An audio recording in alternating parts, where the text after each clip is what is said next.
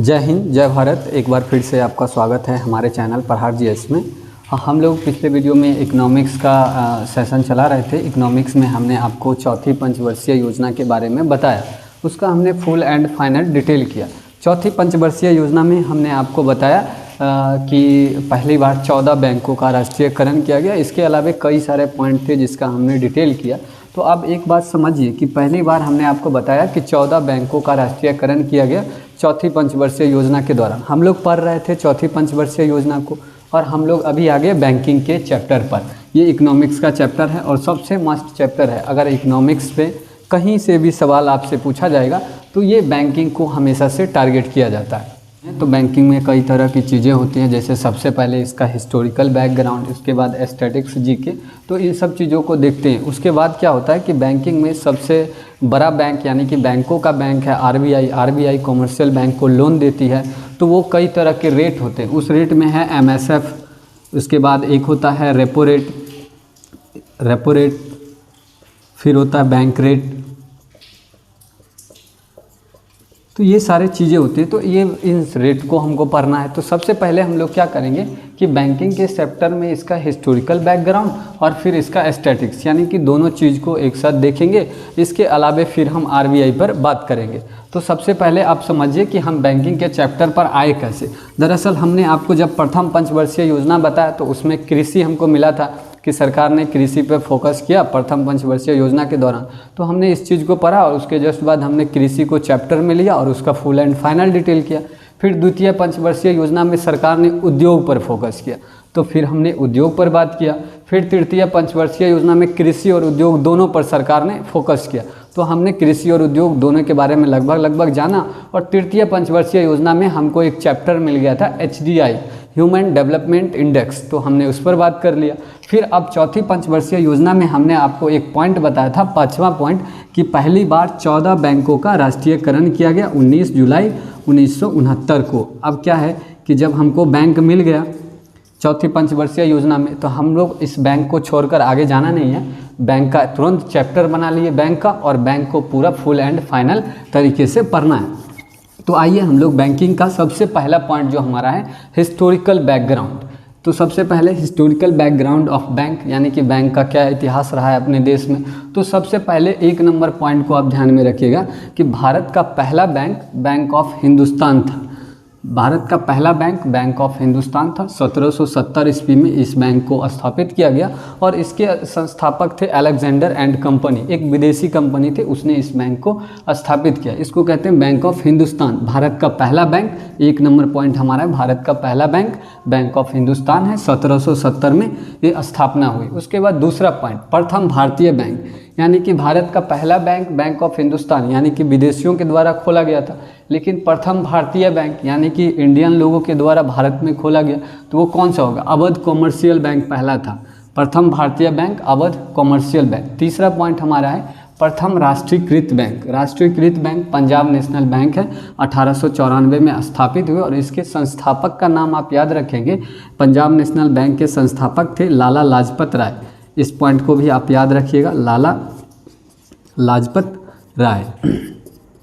इन्होंने इस बैंक की स्थापना की थी, पंजाब नेशनल बैंक की। प्रथम राष्ट्रीयकृत बैंक थी। राष्ट्रीयकृत माने ऐसा है कि सरकार ने सबसे पहले उसको सरकारी मान्यता दी। पहले ये क्या थे? प्राइवेट सेक्टर के तौर पर काम करती थी, फिर सरकार ने इसको सरकारी मान्यता दे दी और इसके संस्थापक थे लाला लाजपत राय। और चौथा पॉइंट हमारा बिहार का पहला बैंक इलाहाबाद बैंक। बिहार का पहला बैंक था इलाहाबाद बैंक। तो इन सारे प्रश्नों से क्या है कि इन चारों पॉइंट से कहीं ना कहीं एक आध प्रश्न पूछ लिए जाते हैं, इसलिए हमने आपको ये सबसे पहला जो हिस्टोरिकल बैकग्राउंड में इस चारों पॉइंट को रखा है। इसके अलावा अब 5वां पॉइंट आएगा, सबसे मज़ेदार पॉइंट। 5वां सबसे मज़ेदार और बेहतरीन पॉइंट है। आप देख रहे होंगे ऊपर बैंकों के नाम हैं। सबसे पहला है बैंक ऑफ बंगाल, उसके बाद बैंक ऑफ बम्बई और उसके बाद बैंक ऑफ मद्रास। दरअसल ये क्या था कि जब ब्रिटिश लोग यहाँ थे तो ब्रिटिश की 3 प्रेसिडेंसी थी। आप इस चीज़ को समझिए। सबसे पहले ब्रिटिश, जैसे अपने भारत का ये इस तरह का मैप आप देखते होंगे, इस साइड क्या है कि पूर्वी भारत है, ये पश्चिमी भारत है, ऊपर उत्तर भारत है। तो ये क्या था? पूरा बंगाल का क्षेत्र था, विथ बांग्लादेश, ठीक। और यहाँ पर क्या था, बम्बई है, और इस जगह पर मद्रास है। तो ये तीनों अंग्रेज़ों की प्रेसिडेंसी है। दरअसल प्रेसिडेंसी कहते हैं जहाँ पर उनकी व्यापारिक फैक्ट्री थी, उसको प्रेसिडेंसी कहते हैं। वो लोग यहाँ से अपना व्यापार संचालित करते थे। तो ये 3 प्रेसिडेंसी थी अंग्रेज़ों की भारत में। तो सबसे पहले यहाँ बंगाल का क्षेत्र था, तो एक हो गया बंगाल, और दूसरी प्रेसिडेंसी ये थी इनकी बम्बई, और तीसरी प्रेसिडेंसी थी मद्रास। तो इन तीनों जगहों पर इन्होंने बैंक बनाया था। सबसे पहले बंगाल वाले प्रेसिडेंसी पर था बैंक ऑफ बंगाल, फिर बैंक ऑफ बम्बई और बैंक ऑफ मद्रास। तो क्या हुआ कि ये बैंक काम करती थी पूरे भारत में। अब शाखा कहीं भी हो सकती है, लेकिन पहले बनी प्रेसिडेंसी में। तो यह जब बैंक काम कर रही थी तो 1921 में क्या हुआ कि इन तीनों बैंकों को आपस में मिला दिया गया, ज्वाइंट कर दिया गया, और इंपीरियल बैंक ऑफ इंडिया की स्थापना हुई 1921 में। आप इस पॉइंट को याद कीजिएगा, Bank of Bengal plus Bank of Bombay plus Bank of Madras, तीनों को मिला दिया गया। कब? 1921 में। और किस बैंक की स्थापना हुई? Imperial bank of India. और ये इंपीरियल बैंक फिर हमने एरो यहाँ दिया है 1955 में स्टेट बैंक ऑफ इंडिया के रूप में कन्वर्ट हो गई। जो अभी आप फिलहाल देख रहे हैं स्टेट बैंक ऑफ इंडिया, वो कभी इंपीरियल बैंक ऑफ इंडिया हुआ करती थी। और जो इंपीरियल बैंक ऑफ इंडिया थी वो पहले उसके 3 पार्ट्स थे, Bank of Bengal, Bank of Bombay और बैंक ऑफ मद्रास। तो यहाँ से भी प्रश्न पूछे जाते हैं, आपसे पूछे जाएंगे कि इंपीरियल बैंक ऑफ इंडिया कब अस्तित्व में आई? तो 1921 में। कौन कौन से बैंक को मिलाकर इंपीरियल बैंक ऑफ इंडिया बनाया गया? तो वो Bank of Bengal, Bank of Bombay और बैंक ऑफ मद्रास। तो यहाँ से कोई भी प्रश्न पूछे आपका प्रश्न सॉल्व हो जाएगा। उसके बाद अगला प्रश्न आपसे पूछा जाएगा, स्टेट बैंक ऑफ इंडिया का क्या अस्तित्व था? तो पहले स्टेट बैंक ऑफ इंडिया क्या हुआ करती थी? Imperial bank of India. 1955 में ये क्या बनी? स्टेट बैंक ऑफ इंडिया के रूप में कन्वर्ट हो गई। तो इस तरह से हमारा बैंकिंग सिस्टम पूरा पहले चलता था। अब क्या हुआ कि धीरे धीरे उसमें चेंजेज आए। सरकार ने क्या की, आरबीआई की स्थापना की, फिर आरबीआई को वैसा वर्क्स दिया। तो आरबीआई अब क्या करती है, सभी बैंकों को मॉनिटर करते हैं। जितने भी हमारे आसपास कॉमर्शियल बैंक है सबका खाता आरबीआई के पास होता है। तो इसको हम लोग बाद में पढ़ेंगे। इसके कई और हिस्टोरिकल बैकग्राउंड है या फिर स्टैटिक्स जीके के तौर पर है जो हमसे प्रश्न में पूछे जाते हैं, उसको पहले देख लेंगे, फिर आएंगे बैंक के थ्योरी वाले चैप्टर पे। अभी फिलहाल अब छठा पॉइंट देखिए। छठा पॉइंट है कि भारत का पहला बैंक जिसने नेट बैंकिंग सेवा की शुरुआत की। नेट बैंकिंग सेवा की शुरुआत सबसे पहले आईसीआईसीआई बैंक, ये एक प्राइवेट सेक्टर यानी कि प्राइवेट कंपनी के द्वारा संचालित बैंक है, और ये प्राइवेट सेक्टर की बैंक है आईसीआईसी बैंक। इन्होंने सबसे पहले नेट बैंकिंग सेवा की शुरुआत भारत में की। ये प्रश्न बार बार पूछे जाते हैं, आप इसको फोकस कीजिएगा। अगला 7वां नंबर है, भारत में सबसे पहले एटीएम सेवा। एटीएम जो आप देखते हैं जहाँ से पैसा निकालते हैं, या फिर अब तो नया फंक्शन आ गया पैसा जमा भी करते हैं। तो एटीएम सेवा की शुरुआत करने वाला बैंक HSBC बैंक। HSBC एक विदेशी बैंक थी, इसका फुल फॉर्म होता है Hong Kong and Shanghai bank corporation. Hong Kong and Shanghai bank corporation HSBC, यही इसी बैंक ने सबसे पहले भारत में एटीएम सेवा की शुरुआत की। अब एटीएम से एक पॉइंट आप नोट कर लीजिएगा कि एटीएम का फुल फॉर्म होता है ऑटोमेटेड टेलर मशीन। आपका यहाँ से भी काम हो जाएगा, एटीएम से ऑटोमेटेड टेलर मशीन, एटीएम का फुल फॉर्म होता है। उसके बाद अगला 8वां पॉइंट हमारा है कि देश में पब्लिक सेक्टर का सबसे बड़ा बैंक। पब्लिक सेक्टर का माने आप समझ लीजिए कि क्या होता है कि 2 तरह के बैंक होते हैं, एक तो प्राइवेट, एक प्राइवेट और दूसरा पब्लिक सेक्टर का। ठीक, तो जो प्राइवेट सेक्टर का बैंक होता है या फिर कोई भी संस्था प्राइवेट सेक्टर की होगी तो उसका मालिकाना हक किसी निजी व्यक्ति, प्राइवेट व्यक्ति के हाथ में होगा। और जबकि पब्लिक सेक्टर की जो बैंक होती है इसमें क्या है कि पब्लिक प्लस गवर्नमेंट दोनों होती है। तो दरअसल इसको आप कह सकते हैं कि ये एक सरकारी संस्था हो गई। पब्लिक सेक्टर की जो भी होगी सरकारी संस्था, तो वही हमने लिखा 8वां पॉइंट में कि देश में पब्लिक सेक्टर की सबसे बड़ा बैंक, पब्लिक सेक्टर का सबसे बड़ा बैंक है SBI, state bank of India, जो 1955 में क्या है अस्तित्व में आई, स्टेट बैंक ऑफ इंडिया। इसके बाद अगला पॉइंट है कि सबसे पहले विदेशों में अपना ब्रांच खोलने वाला बैंक था बैंक ऑफ इंडिया। और लास्ट में आप एक पॉइंट और याद रखिएगा कि सबसे अधिक विदेशों में ब्रांच खोलने वाला बैंक है bank of Baroda. Bank of Baroda को भी आप याद रखिएगा कि सबसे अधिक विदेशों में बैंक खोलने वाला बैंक है बैंक ऑफ बड़ौदा। तो इस तरह से ये हमारा बैंक का हिस्टोरिकल बैकग्राउंड और स्टैटिक्स जीके हो गया।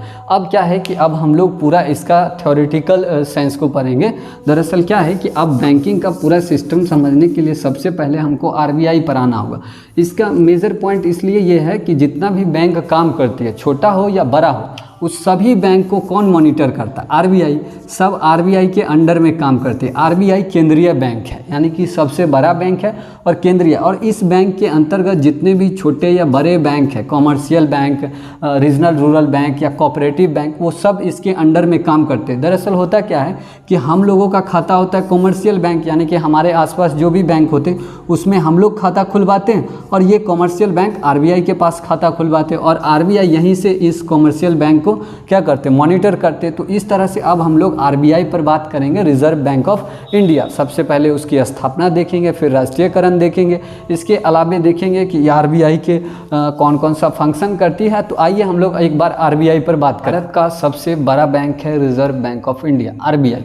अब RBI reserve bank of India है, बड़ा बैंक है। इसके अलावे आप कई सारे छोटे बैंक जो अपने आसपास देखते होंगे, उसको कहते हैं कॉमर्शियल बैंक। उस कॉमर्शियल बैंक में हम लोगों का अकाउंट होता है, और उस कॉमर्शियल बैंक का अकाउंट होता है आरबीआई के पास। और आरबीआई जितना भी हमारे आसपास कॉमर्शियल बैंक है जो पब्लिक को सुविधा उपलब्ध कराती है, उस सारे बैंकों को आरबीआई क्या करती है? कंट्रोल करती है।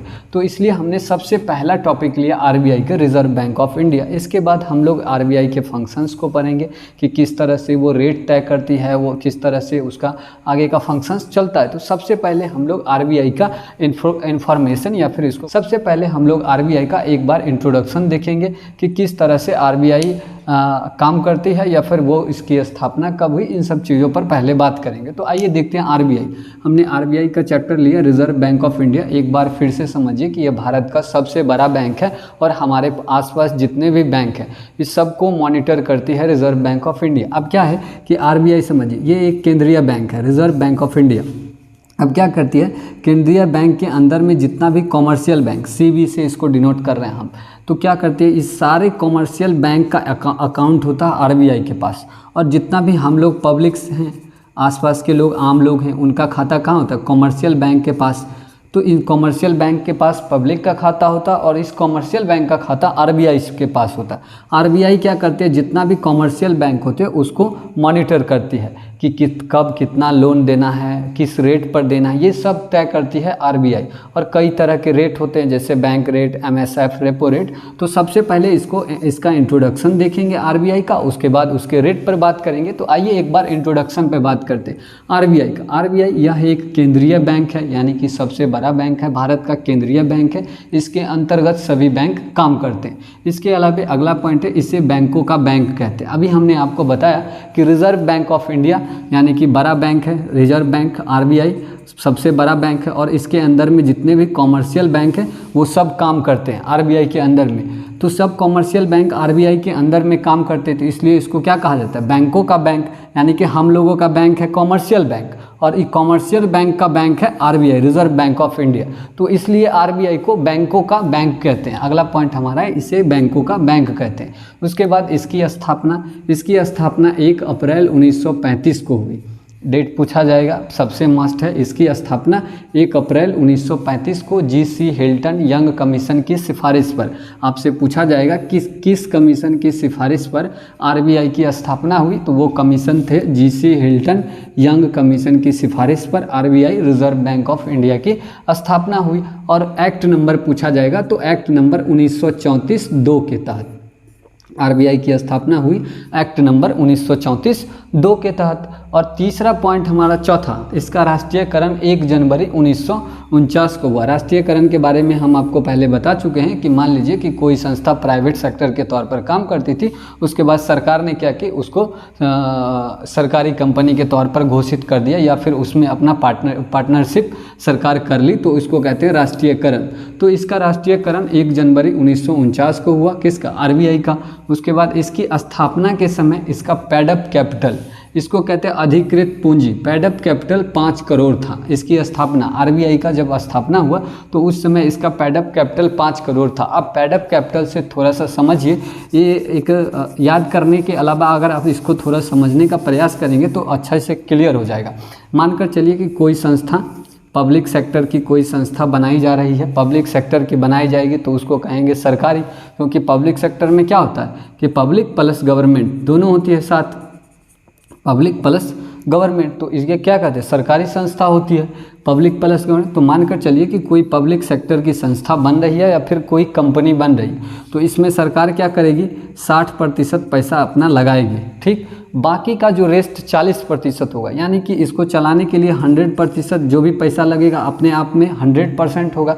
तो बाकी का जो 40% होगा पैसा रेस्ट इस साइड, इसके लिए सरकार IPO जारी करती है। इसके लिए सरकार IPO जारी करती है, इसको कहते हैं इनिशियल पब्लिक ऑफर। क्या करती है IPO, मतलब क्या, लोगों के लिए ऑफर जारी करती है कि आप हमारे कंपनी में आइए और शेयर खरीदिए। तो बाहर से अब क्या होगा कि इस 40% के लिए 5 लोग आ गए, 1 2 3 4 5, इस तरह से 5 लोग आ गए और पांचों लोगों ने तय कर लिया कि हम लोग 8% पैसा जो है आपके पास लगाएंगे। सरकार को वादा कर दी कि हम लोग 8% पैसा आपको लगाएंगे। 5 लोग आए तो 8 5 40 हो गया। तो अब क्या होगा कि कंपनी स्टार्ट हो गई। तो जब कंपनी स्टार्ट होगी, सरकार को क्या करेगी, अपनी कंपनी चालू कर ली, अब कंपनी को थोड़ा बढ़ाना है, प्रोडक्शन तेज करना है, तो इसके लिए पैसा चाहिए सरकार को। तो सरकार क्या करेगी, ये जो लोग सरकार का शेयर खरीदने के लिए बाहर से आए थे, इसको कहते हैं प्रीफरेंशियल शेयर होल्डर।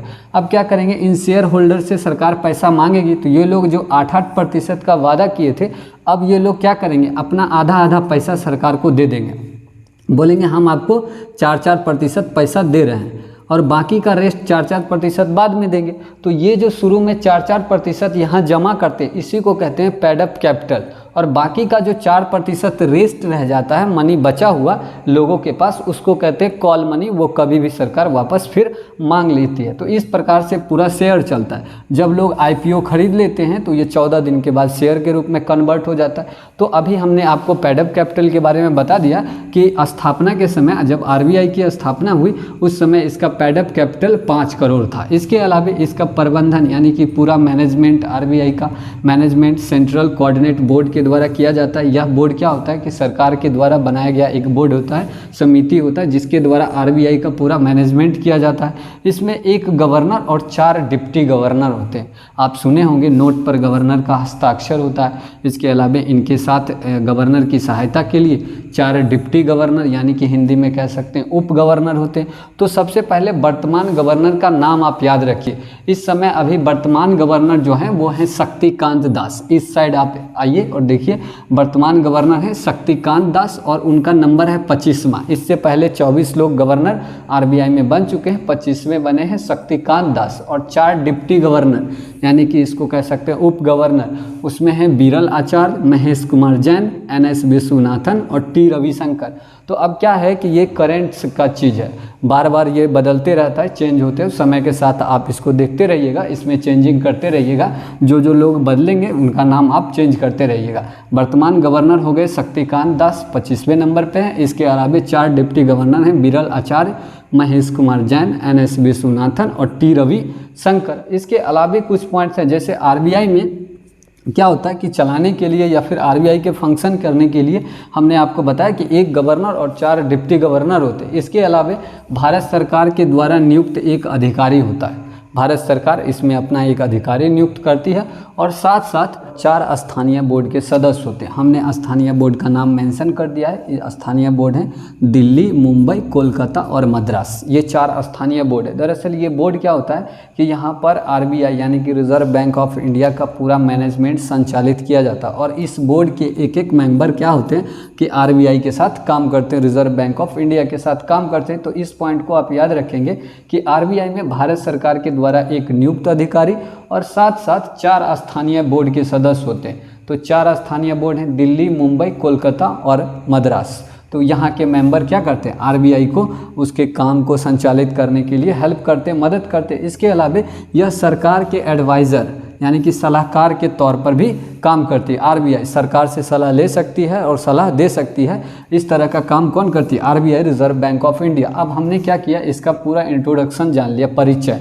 RBI के बारे में हमने जान लिया कि यह इसकी स्थापना कब हुई, इसकी किस कमीशन की सिफारिश पर स्थापना हुई, इसका राष्ट्रीयकरण कब हुआ, पेड अप कैपिटल कितना था, इसका प्रबंधन कौन करता है यानी कि मैनेजमेंट कौन करता है, इसको संचालित करने के लिए इसको संचालित करने के लिए इसमें एक गवर्नर और 4 डिप्टी गवर्नर होते हैं। इसके अलावे सरकार के द्वारा एक नियुक्त अधिकारी और 4 स्थानीय बोर्ड के सदस्य होते हैं और यह सरकार के सलाहकार एडवाइज़र के तौर पर काम करते हैं।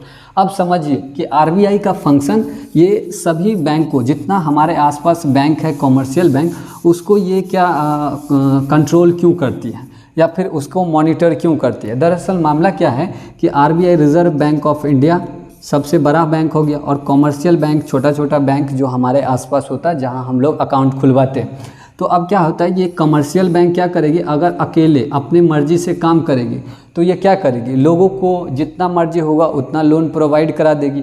यानी कि इस बैंक को, जितने भी अलग अलग कंपनी के कॉमर्शियल बैंक होंगे, इनके बीच कंपटीशन हो जाएगा। कोई 2% पर लोन देने लगेगा तो कोई इससे कम 1% पर। तो इससे क्या होगा कि मार्केट में सभी लोगों के पास पैसा आ जाएगा। यानी कि सस्ता दर पर अगर लोन मिला तो इस केस में क्या होगा कि सब लोग लोन ले लेंगे और जब सब लोग के पास पैसा हो जाएगा तो वो मार्केट में परचेजिंग करने के लिए पहुंच जाएंगे।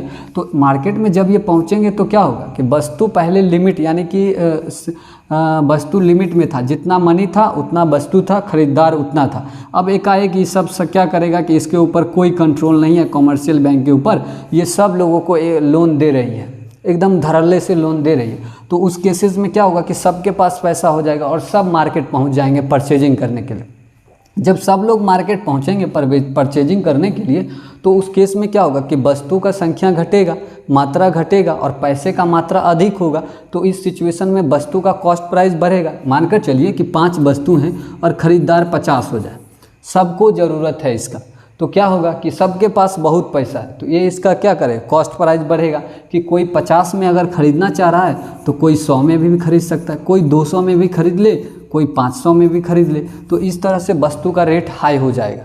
और जब वस्तु का रेट हाई होगा तो शुरू में क्या होगा कि बेरोज़गारी कम होगा कुछ दिन के लिए, और एकाएक जैसे जैसे वस्तु का रेट बढ़ता जाएगा बेरोज़गारी भी साथ साथ पूरा धड़ल्ले से बढ़ता जाएगा। तो इसमें क्या होगा कि हमारा पूरा इकोनॉमिकल सिस्टम गड़बड़ हो जाएगा। तो इसी चीज़ पर कंट्रोल करने के लिए आरबीआई की स्थापना हुई, रिजर्व बैंक ऑफ इंडिया। ये क्या करती है, सभी कॉमर्शियल बैंक को कंट्रोल करती है। अब कॉमर्शियल बैंक क्या करती है कि कॉमर्शियल बैंक में हम लोग खाता खुलवाते हैं, यहाँ से लोन देते हैं या फिर यहाँ पर हम लोग अपना पैसा जमा करते हैं, ठीक। तो अब क्या है कि कॉमर्शियल बैंक अपना खाता आरबीआई के पास खुलवाएगी। अब कॉमर्शियल बैंक क्या करेगी कि अधिक से अधिक पैसा यहाँ से लेगी RBI, reserve bank of India से, और यहाँ से लेगी और फिर क्या हो, लोगों को लोन बांटेगी। कॉमर्शियल बैंक जब लोगों को लोन बांटेगी तो मानकर चलिए कि आरबीआई से ये 100 रुपया ले रही है कॉमर्शियल बैंक, तो आरबीआई इस पैसे का कॉमर्शियल बैंक से इंटरेस्ट लेगा, ब्याज लेगा। तो मानकर चलिए कि अगर 10% से ब्याज ले रहा है तब कॉमर्शियल बैंक क्या करेगी, 11% पर लोगों को बांटेगी, क्योंकि इसको भी कुछ प्रॉफिट होना चाहिए, तो उसको लोगों को बांटेगी 11% पर। अगर क्या होता कि मेन सिचुएशन कि अगर ये बहुत इसी पर क्या है 10% 11% पर बहुत लोन बांट रही है और अथाह लोन बांट रही है, तो इस सिचुएशन में क्या होगा कि मार्केट में जब आरबीआई देखेगी कि बहुत पैसा मजबूत हो गया है, मतलब मौजूद हो गया है इसके अलावा वस्तु की तुलना में, तो सरकार आरबीआई क्या करेगी, इस चीज़ को, सिचुएशन को कंट्रोल करने के लिए अपना रेट बढ़ा देगी। पहले इसको 100 रुपया 10% पर देती थी, अब कर देगी 15%। तो जब 15% पर कॉमर्शियल बैंक को मिल रहा है लोन, तो कॉमर्शियल बैंक लोगों को 16 या 17% पर बांटेगी, तो लोन महंगा हो जाएगा अपने आप। जब महंगा हो जाएगा लोन, अपने आप लोग लोन लेना बंद कर देंगे। तो इस सिचुएशन में क्या होगा कि मार्केट में फिर पैसे की कमी हो जाएगी और फिर हम लोग इकोनॉमिकल कंडीशन को कंट्रोल करते हैं। यानी कि पूरा इकोनॉमिकल सिस्टम को कंट्रोल करने का जो काम करती है वो आरबीआई करती है। सब कुछ आरबीआई के हाथों में, और यह केंद्र सरकार के अंतर्गत केंद्र सरकार के एडवाइज़र के तौर पर काम करती है। तो हम लोग अब अगला जो हमारा वीडियो आएगा वो आरबीआई के फंक्शंस को पढ़ेंगे कि पूरे इकोनॉमिकल कंडीशन में आरबीआई किस तरह से काम करती है, किस तरह से बैलेंस करती है, उसको इन सब चीज़ों को देखेंगे। इसके अलावा आरबीआई का क्या है कि कॉमर्शियल बैंक को जो ये लोन देती है तो उस लोन पर कई सारे रेट होते हैं। जैसे सबसे पहला होता है एमएसएफ, इसको कहते हैं मार्जिनल स्टैंडिंग फैसिलिटी। इसके अलावा होता है रेपो रेट। उसके बाद तीसरा एक होता है बैंक रेट। उसके बाद होता है रिवर्स रेपो रेट के बाद होता है cash reserve ratio, SLR, CRAR। तो इन सब चीज़ों को भी हम पढ़ेंगे। अब क्या होता है कि एमएसएफ एक छोटे टर्म के लिए दिया जाने वाला लोन है, एक एक दिन या 3-4 दिन के लिए बैंकों को एक लोन प्रोवाइड कराया जाता है। इसके अलावा रेपो रेट क्या है कि एक समय के लिए, अवधि के लिए, यानी कि ठीक ठाक समय के लिए, ये बहुत कम समय के लिए और उससे थोड़ा ज़्यादा समय के लिए रेपो रेट। और बैंक रेट लंबे समय के लिए 5 साल या 10 साल के लिए। और रिवर्स रेट क्या है, कमर्शियल बैंक अपना पैसा जमा कराती है। तो इन सारे चीज़ों को हम लोग अगले वीडियो में समझेंगे। तब तक के लिए धन्यवाद।